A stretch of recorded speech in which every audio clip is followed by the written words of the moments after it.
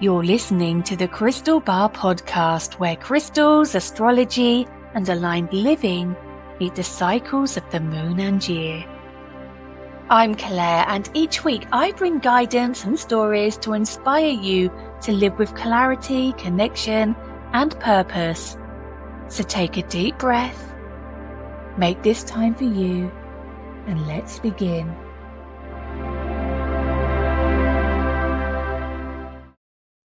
Hello, my beautiful souls. How are you doing? Here we are on the 4th of February, 2026. And I've just been on the most loveliest of walks. Do you know what? It's quite gloomy out, but the light is definitely returning, isn't it? Have you felt it? Have you seen it? Literally 7 a.m. it's peeking over the horizon. And even 5 p.m. last night, it was still a little bit light in the sky as I headed home. But oh my gosh, I went for the most darling walk. I'd already gone out with Arnie and Ivy. They were settled, so I went again because I just felt like I needed to get into nature. Today's topic kind of came to me out of the blue a few days ago, actually, and I started making notes for it. But today I just wanted to get amongst the trees and nature and just stand there in the field and just look around and feel the wind in my hair and kind of get a little bit more guidance for the spiritual side of life and nature. So I hope what I have say today, gosh, can't even speak already. What I have to say today, I hope it makes sense. I nearly went live actually and did a live recording right from where I was, but I didn't have my microphone and I was worried with the wind it would kind of interfere and you wouldn't hear a word I was saying. So here we are, I'm back home. I've got my glass of water, moon water to be precise. It's chilled. But what I do, I put it in a sealed container.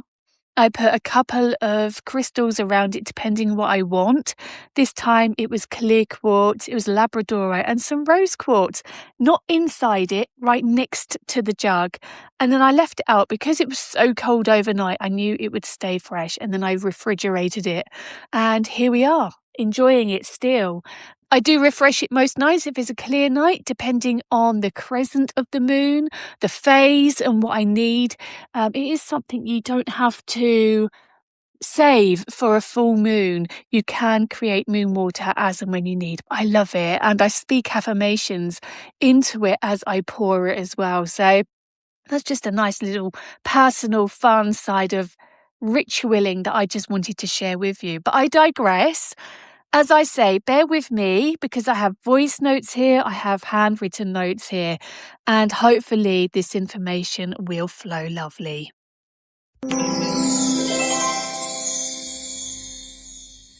So as I say, today we are talking about February, the month that nobody truly understands. It is literally, in my mind, one of the most misunderstood months of the year. It's not glamorous and sparkly like December. It's not aggressively brand new like January. And it's not blooming like March. To me, February is suspiciously quiet. And I think that's why I didn't celebrate the 2-2 portal. If you're in my community chit chat on Instagram, you'll know more about that. But you know what? I love it. Because February is the month where the universe stretches its arms above its head and goes, right, my loves, shall we try again? January, as I say, is loud. January is a bit pressured. January is gym memberships purchased under emotional duress. And January is the month where everyone pretends they're a brand new person and by the 14th they're eating biscuits in the car. But February is honest, and February is saying to you, you're not a new person, you're the same person with new energy returning. And to me, that is far more powerful. So today we are talking about the awakening energy of February, the intelligence of nature, the return of personal power, and why this is the perfect month to rebuild boundaries without becoming hard, cold, or unrecognizable. And yes, of course, I'm going to bring my crystals to the party, a tiny bit of zodiac wisdom, not for everyone. I just want to discuss where we are on the wheel, and a tiny little ritual for you all too, because we don't do boring awakenings here. We do realistic awakenings right here. So think of February as the stretch, that moment when you wake up but your eyes stay closed and your body remembers it exists. That's the earth right now. Underground roots are waking. There are seeds that are reorganizing. Life is happening. In fact, the snowdrops are forming. Even my lovely alpines are starting to get flowers. Of course, they love the cold. That's why. And do you know what? This is important because growth always starts where nobody applauds. February teaches us that transformation is private. You may notice subtle shifts. You may want to clean, organize. You might suddenly have no tolerance for nonsense. You might feel protective of you and your time, and you feel awake but cautious. And you know what? That's not moodiness. That's your nervous system remembering daylight. Humans are light-driven creatures. As the days lengthen, your biology receives permission to move again, and movement brings clarity. But clarity is not loud. Clarity is precise. And precise energy asks one question to you: what stays and what goes? Nature never blooms whilst clinging to decay, and neither do we, my lovelies. After winter, your system wants more balance. Not productivity, not performance, but balance. Winter is survival mode. You overgive, over-socialize, overextend. You carry emotional clutter because you're tired, and tired people say yes to things rested people would never agree to. February is when your energy returns and goes, absolutely not, we're not doing that again. Boundaries are not personality traits, they're actual biological intelligence. Your body is recalibrating. And recalibration often feels like irritation before it feels like peace. So if you're feeling more honest, less tolerant, and clearer about what drains you, you are not becoming difficult. You are becoming accurate. Healthy boundaries are filtration, and they say, this enters my life and this does not. No drama required. Do you know what? No announcement is needed either. Just quiet, repeated choice. And the people who resist your boundaries, they benefited from your lack of them. That's right. Those who are still trying to push and pull around you, they actually benefited from you and didn't actually bring goods to the party. Their discomfort is not a sign that you are wrong. And the discomfort you feel around them and with those boundaries needing to go up and the armor isn't a sign you're wrong either. It's a sign that your system is updating. So people think boundaries only show up in dramatic confrontations. Do you know what? They don't.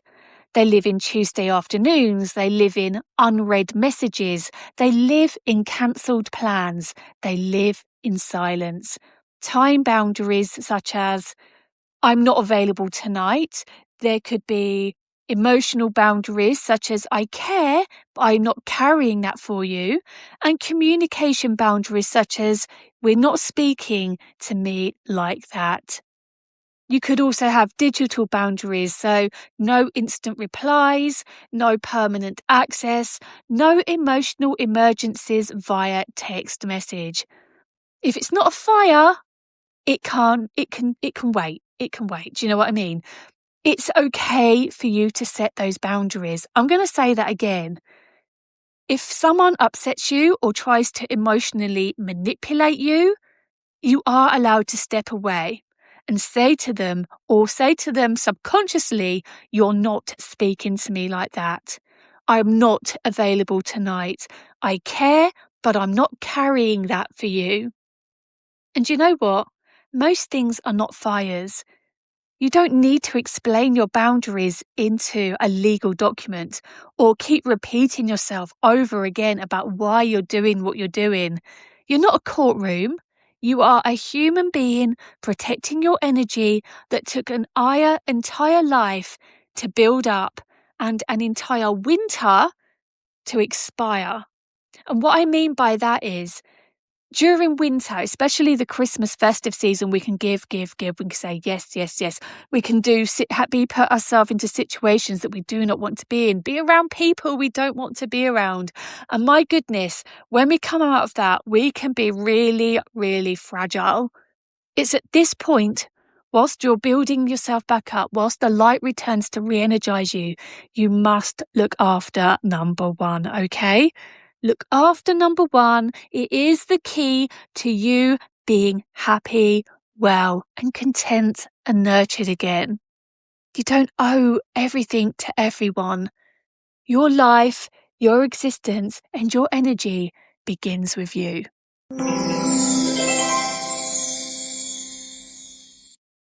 Do you know what? Protecting yourself is sacred. But we have a hidden fear when when we set these boundaries. We can often fear that we are going to become hard and look cruel.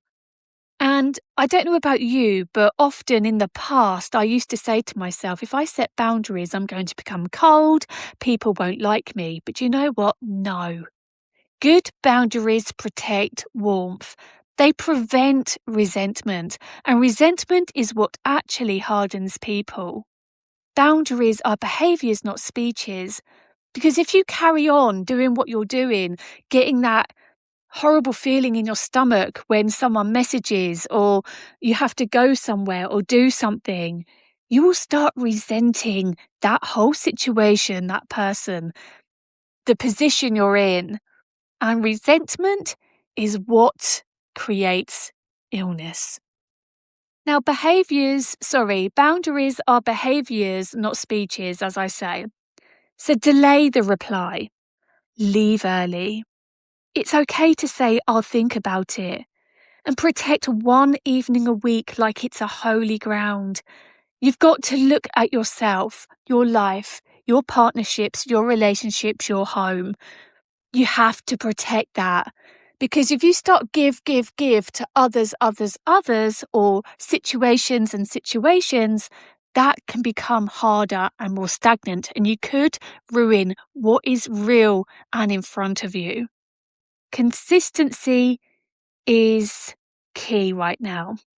Because being consistent and saying no, or leaving early, or protecting one evening a week can change your life so quietly, but so powerfully. And yes, some people will notice, not because you're cruel, but because the old version of you was easier to access. Accessibility, my loves, is not the same as love. And February is teaching selective accessibility. So if this month is energetic housekeeping, crystals are companions whilst you rearrange the furniture of your life.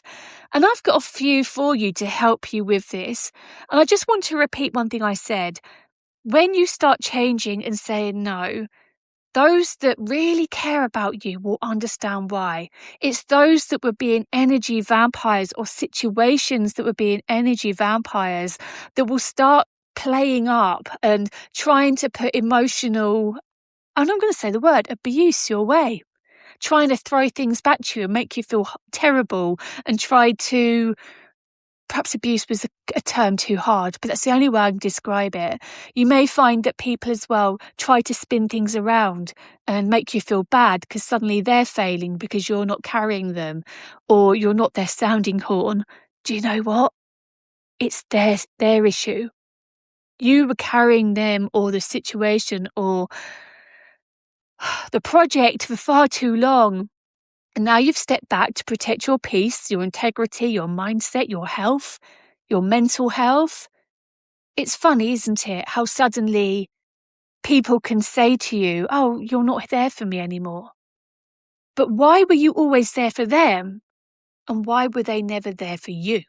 Why were you always the one working late or working on a project and making sure things were perfect, yet the other person wasn't? And when you suddenly take yourself out of the equation, you were the one that was always visiting. You were the one that was always reaching out. And then suddenly it's radio silence. That will speak volumes because they were energy draining you. You were the one going above and beyond. Just take a step back for a week, see what happens. I think you'll be interested to know that you are more of a focus and need in their life than they are in yours. And if they're giving you illness and draining you, are you really in the right space that you should be in? Just food for thought. I'm going back to those crystals now. I'm so sorry. Let's get back to the crystals because I've got a few for you. So smoky quartz will ground you. It will clear emotional baggage. And it's the crystal of release. And it's saying that we're not dragging last year into this year. We are putting a block there. We are pushing it back out the door. We are renewed and we have great new energy. And then black tourmaline is brilliant for stabilizing your energy field. And it reminds you that empathy does not require self-sacrifice, okay? Amethyst brings calm, clarity. It helps you speak softly but firmly. It gives you wisdom without anger. And then finally, clear quartz will amplify your intentions. It's going to strengthen your decisions. And when you choose, it echoes. And you know what? Yes, we meant that. Once you choose, it will echo and it will vibrate so hard and brightly, it will help put you on the right path. Carry them, hold them, let them act as physical anchors for invisible choices. And I'm not actually going to do a huge zodiac section. I just wanted to talk to you about the Aquarius and Pisces energy you're going to be feeling over February. Because we start February in Aquarius, and this energy is saying to you it's time for you to protect your individuality, detach from chaos and think clearly. Pisces energy is then going to swoop in around the 19th or 20th and ask you to protect your sensitivity. Choose softness wisely and guard your emotional oceans because together they're saying, do you know what? Feel deeply, but choose carefully where you swim. This is the month of intelligent sensitivity, hence me talking about those emotional boundaries. But I just wanted to go through a little guided reflection with you. If you can, I would like you to close your eyes, breathe in slowly, and ask yourself, where is my energy leaking? Who has access to me that no longer deserves it? What am I carrying that is not mine? Now imagine placing those things gently outside your door, not with anger, but with calm certainty. You are not rejecting life, you are reorganizing it. And then breathe out and feel the space that returns, because that space is February and your destiny. I've also got a boundary ritual for you. So whenever you feel like you can, I want you to write 2 lists. What drains me and what restores me. Whilst you're doing this, I don't want any judgment, no performance. And then choose 1 drain to reduce and 1 restoration to increase. That's it. Not 10 changes, not a new personality, just 1 adjustment. Because February, get my words out, respects small precision over dramatic overhaul. Light a candle, hold smoky quartz or amethyst and say, I protect what protects me, and let that be enough. So February is not the bloom, it's the rehearsal for the bloom, the spring flowers coming into force in March. It's where you choose what gets to grow with you. Nature is not rushing, and neither should you. The energy returning to your body is super sacred, so guard it, shape it, direct it gently. This month isn't about becoming someone new, it's about becoming accurate. That's the word, accurate. And accurate energy changes everything. So, my lovelies, enjoy the rest of this week. We have got obviously Valentine's Day coming up. And of course, we'll talk a little bit more about that next week. But until then, have a wonderful time. And remember, the right crystal will always find you.